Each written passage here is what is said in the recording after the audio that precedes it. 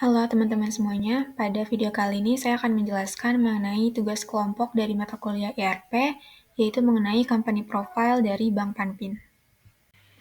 Untuk kelompok 6 sendiri terdiri dari Ardenisa Rahma, Afelia Diva, Azmira Medisha, Emily Runia, Marit Zarahayu, dan Samira Alvaningya. Nah, Bank Panpin ini adalah perusahaan yang bergerak di bidang layanan keuangan khususnya sebagai bank simpan pinjam yang menyediakan berbagai produk dan layanan finansial. Bank ini berdiri sejak tahun 2020 dan telah berkembang pesat menjadi salah satu lembaga keuangan terpercaya di Indonesia dengan melayani ribuan nasabah dengan berbagai kebutuhan finansial. Visi dan misi dari Bank Panpin adalah sebagai berikut. Visinya yaitu menjadi bank simpan pinjam terkemuka yang membantu meningkatkan kesejahteraan masyarakat Indonesia melalui layanan keuangan yang aman, cepat, dan transparan. Misinya yang pertama, menyediakan layanan simpan pinjam yang mudah diakses oleh seluruh lapisan masyarakat, mengedepankan transparansi dan kejujuran dalam setiap transaksi, meningkatkan literasi keuangan masyarakat melalui edukasi dan informasi, serta membangun kepercayaan melalui pelayanan yang berkualitas dan dukungan pelanggan yang responsif.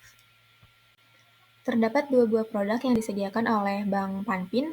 Yang pertama adalah tabungan, di mana produk ini memiliki setoran awal yang rendah dan bunga yang kompetitif sehingga cocok untuk berbagai kalangan. Yang kedua adalah produk pinjaman, di mana pinjaman kecil ini untuk kebutuhan mendesak atau usaha kecil dengan proses pengajuan yang cepat. Selanjutnya terdapat dua jenis proses bisnis yang berlangsung di Bank Panpin ini. Yang pertama adalah internal, di mana proses bisnis ini melibatkan manajemen perusahaan seperti para staf dan karyawan dari Bank Panpin. Yang kedua adalah proses bisnis eksternal, yaitu hubungan dengan pelanggan untuk penjualan dan atau penggunaan produk yang disediakan oleh Bank Panpin. Untuk diagram bisnis proses dari Bank Panpin adalah sebagai berikut. Jadi yang pertama, customer melihat profil perusahaan, kemudian tim marketing menyediakan informasi mengenai perusahaan di website, selanjutnya customer memesan produk tabungan misalnya. Nah, setelah itu, tim sales akan menerima pesanan dari customer, kemudian akan mengecek pesanan, lalu mengecek apakah data yang diisi oleh customer sudah lengkap atau belum.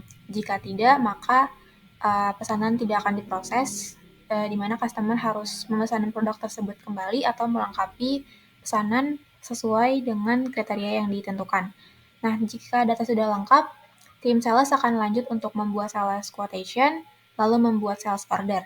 Nah, setelah itu, tim warehouse akan menerima sales order yang telah dikirimkan dari tim sales, kemudian tim warehouse akan mengecek stok persediaan barang, apakah stok tersebut tersedia atau tidak. Jika stok tersebut tidak tersedia, maka tim warehouse akan melakukan pengajuan pembelian produk tersebut. Nah, apabila stoknya tersedia, maka proses akan dilanjutkan oleh tim purchase, yaitu untuk mengecek produk yang dibeli oleh customer.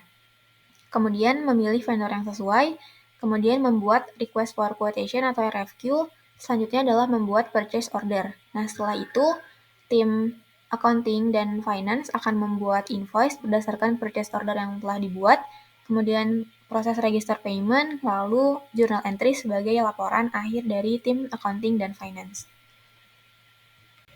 Untuk struktur organisasi dari Bank Panpin adalah sebagai berikut. Jadi yang berada di posisi paling atas itu adalah CEO, kemudian di bawahnya ada divisi-divisi yang berkaitan dengan proses di Bank Panpin, yaitu mulai dari sales, accounting dan finance, purchase, warehouse dan inventory, tim IT, beserta tim marketing. Untuk job description dari masing-masing role adalah sebagai berikut. Yang pertama adalah CEO, di mana CEO ini akan bertanggung jawab atas keseluruhan manajemen dan operasional Bank Panpin. Nah, peran ini meliputi perencanaan strategis, pengambilan keputusan tingkat tinggi, dan memastikan bahwa visi dan misi dari Bank Panpin tercapai. Nah, CEO juga bertanggung jawab atas kepatuhan terhadap regulasi dan hubungan dengan pemangku kepentingan eksternal seperti regulator dan investor. Selanjutnya ada sales, di mana tim sales ini bertugas untuk mempromosikan produk-produk dari Bank Panpin kepada calon nasabah. Nah, tim sales akan bertanggung jawab untuk mencapai target penjualan, mengelola hubungan dengan nasabah, dan memberikan layanan konsultasi terkait produk simpanan dan pinjaman. Tim sales juga harus proaktif dalam mencari peluang bisnis baru dan meningkatkan basis dari nasabah bank. Selanjutnya untuk tim accounting dan finance akan bertanggung jawab atas pengelolaan keuangan bank termasuk pembukuan, pelaporan keuangan, anggaran, dan manajemen kas. Nah, tim ini akan memastikan bahwa semua transaksi keuangan dicatat dengan benar dan sesuai dengan standar akuntansi. Nah, divisi ini juga bertanggung jawab untuk menyusun laporan keuangan untuk kepentingan internal dan eksternal serta memastikan kepatuhan terhadap regulasi keuangan. Selanjutnya adalah tim purchase, di mana tim purchase ini akan bertugas untuk mengelola semua aspek pembelian barang dan jasa yang diperlukan oleh bank, seperti negosiasi kontrak dengan vendor, pengadaan peralatan kantor, dan lainnya. Nah, tim ini juga memastikan bahwa semua pembelian dilakukan secara efisien, hemat biaya, dan sesuai dengan kebijakan perusahaan. Selanjutnya ada tim warehouse dan inventory, di mana tim ini akan bertanggung jawab untuk mengelola penyimpanan dan distribusi barang di bank. Tim ini akan memastikan bahwa semua barang yang dibeli tercatat dengan baik, tersimpan dengan aman, dan didistribusikan tepat waktu. Tim ini juga akan mengelola inventaris peralatan kantor dan aset lainnya, serta memastikan bahwa stok selalu tersedia sesuai dengan kebutuhan. Kemudian ada tim IT yang akan bertugas untuk mengelola dan mengembangkan situs web dari Bank Panpin. Tim ini akan memastikan bahwa situs web selalu diperbarui dengan informasi terbaru tentang produk dan layanan dari Bank Panpin. Tim ini juga akan bertanggung jawab untuk memastikan pengalaman pengguna yang baik, termasuk navigasi yang mudah dan fitur-fitur yang disediakan. Yang terakhir adalah marketing, di mana tim ini akan bertanggung jawab untuk merancang dan mengimplementasikan strategi pemasaran untuk mempromosikan produk dan layanan dari Bank Panpin. Nah, tim ini akan mengelola iklan, hubungan masyarakat, dan aktivitas promosi lainnya, termasuk melakukan riset pasar untuk memahami kebutuhan dan preferensi nasabah, serta mengembangkan strategi pemasaran yang efektif. Berikut ini adalah layout perusahaan dari Bank Panpin, di mana di bagian depan itu terdapat lobi dan area nasabah, selanjutnya ada bagian teller, lalu customer service, nah lalu di belakangnya itu ada ruang IT dan server, kantor manajemen, ruang akuntansi dan keuangan, serta warehouse dan inventory, lalu di bagian paling belakang atau paling bawah itu terdapat toilet, musola, dan juga kantin. Selanjutnya untuk media promosi yang akan digunakan oleh Bank Panpin adalah sebagai berikut. Yang pertama itu adalah website bank.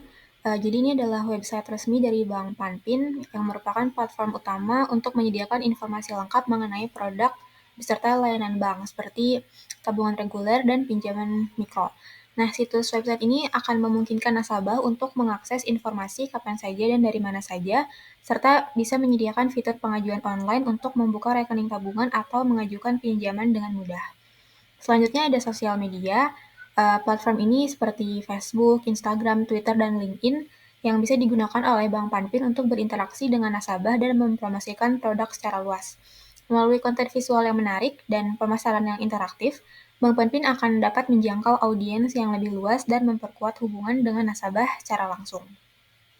Selanjutnya ada email marketing.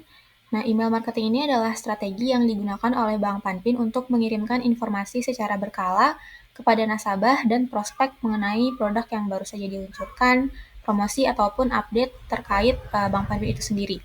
Nah, melalui pendekatan yang personal dan disesuaikan berdasarkan preferensi nasabah, email marketing akan membantu Bank Panpin untuk menjaga komunikasi yang efektif dan juga meningkatkan loyalitas dari nasabah.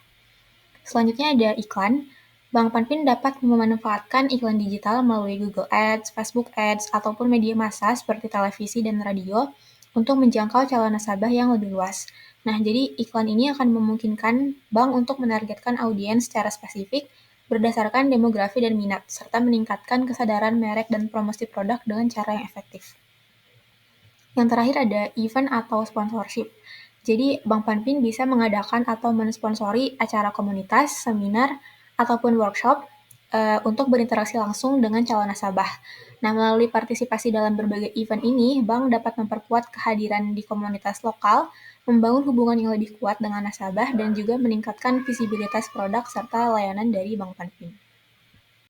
Oke, berikut ini adalah kelompok yang berpotensi menjadi pelanggan dari Bank Panpin. Yang pertama itu adalah individu yang mencari layanan keuangan untuk kebutuhan pribadi, seperti menabung, mendapatkan bunga atas simpanan, atau mendapatkan pinjaman untuk kebutuhan mendesak. Yang kedua adalah pelaku usaha kecil dan menengah yang memerlukan layanan keuangan untuk mendukung operasional dan ekspansi bisnis mereka. Kemudian ada kelompok atau organisasi yang membutuhkan layanan keuangan untuk mengelola dana kolektif atau kegiatan sosial. Selanjutnya ada karyawan dari berbagai perusahaan yang mencari solusi tabungan dan pinjaman untuk kebutuhan pribadi mereka. Dan yang terakhir adalah nasabah digital atau generasi muda dan profesional yang lebih suka menggunakan layanan perbankan secara online. Oke, mungkin sekian yang dapat saya sampaikan mengenai company profile dari Bank Panpin. Terima kasih.